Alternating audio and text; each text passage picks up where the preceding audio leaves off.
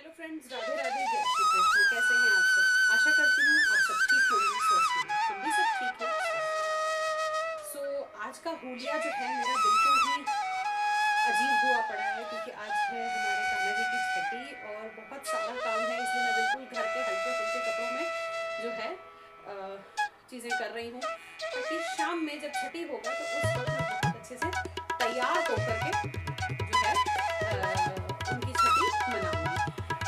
अब मैं बना रही हूँ भोग। जो भी चीज़ें हमारे यहाँ भोग में बनती हैं वो चीज़ें मैं बना रही हूँ। छठी का वीडियो में शूट करूँगी कि हमारे यहाँ छठी किस तरीके से होती है, हम लोग क्या क्या करते हैं, वो भी एक उत्सव की तरह ही किया जाता है। फिलहाल मैं अपने किचन में आ गई हूँ भोग बनाने के लिए।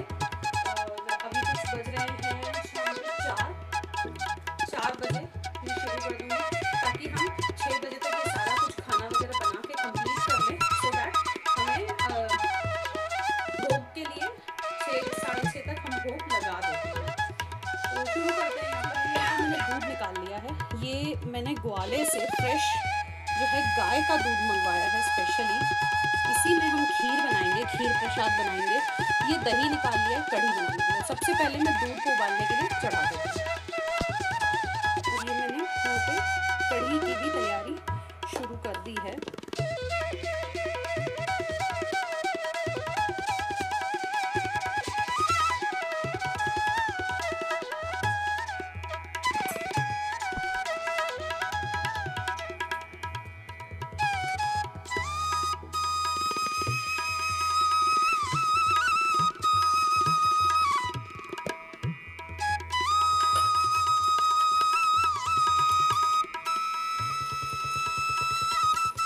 किचन जो है मैंने लंच के बाद बिल्कुल साफ़ कर दी थी, गैस भी साफ़ कर दी थी, क्योंकि भोग बनना है तो सब साफ़ सफाई का ध्यान रखना ज़रूरी है।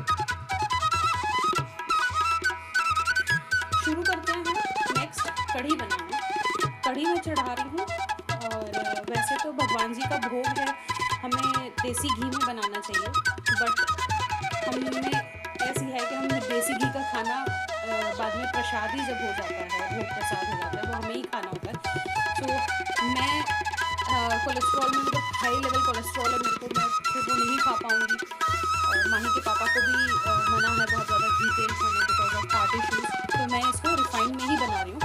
ऊपर से बाद में हम लोग इसमें घी का तड़का अलग से लगा देंगे।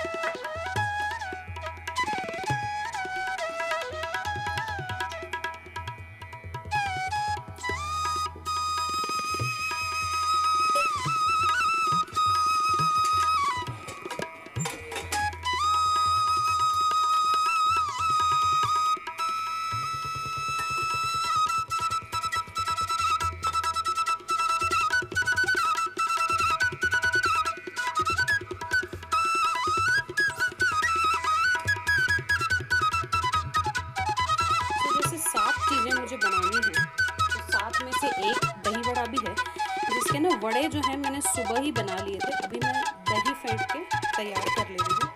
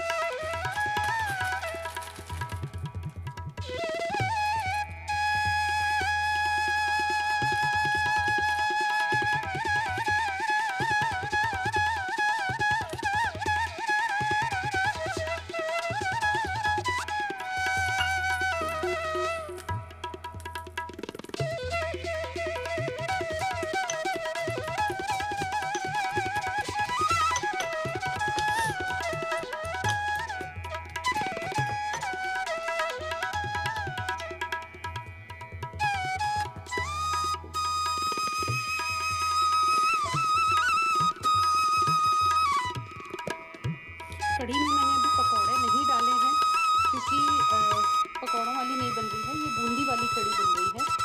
मैं इसमें बूंदी बाद में डालूंगी जब भोग लगाऊंगी।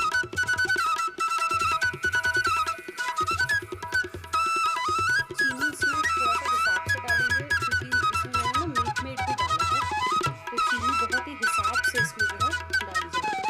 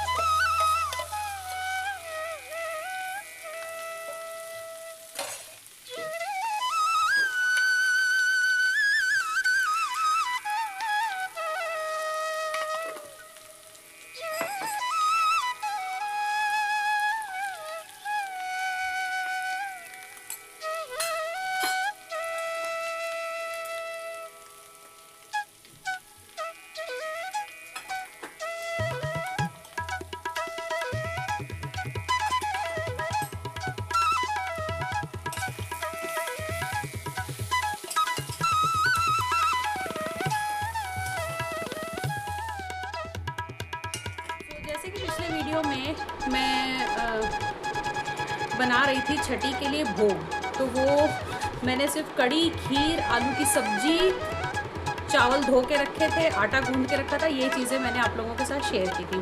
तो अब जो है मैंने खाना पूरा बना लिया, क्योंकि जिस समय हमें 7 बजे के लगभग हमें करना था, तो उस वक्त ये हो जाता है कि पूरी गरम गरम छनती है, दही बड़े जो है उस तरीके से हम लोग रखते हैं, तुरंत पानी में से निचोड़ के जैसे हम डालते हैं वैसे, और चावल भी गरम गरम बनते हैं, फ्रेश एकदम बन जाता है, तब हम लोग भोग लगाते हैं। सो भोग लगाने की भी जो प्रक्रिया है यहाँ पे ये थोड़ी सी अलग है। वो मैं आप लोगों को बताऊंगी।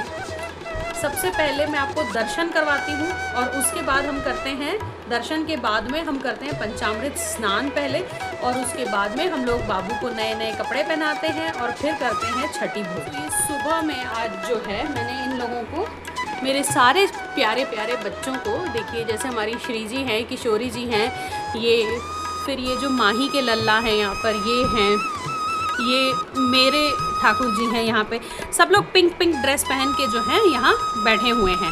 और अभी जैसे कि आपको मैं दिखाऊं तो यहाँ पर मैंने पूरी तैयारी कर ली है इनके पंचामृत स्नान की। नए नए ये देखिए लाल कलर की बड़ी सुंदर सी पोशाक जो है इनकी मैंने निकाल के रखी है पहनाने के लिए। मैंने क्या निकाली है, ये इन्हीं को पसंद थी तो इन्होंने अपनी निकलवाई थी, और श्री जी और ठाकुर जी तो विराजमान हैं ही।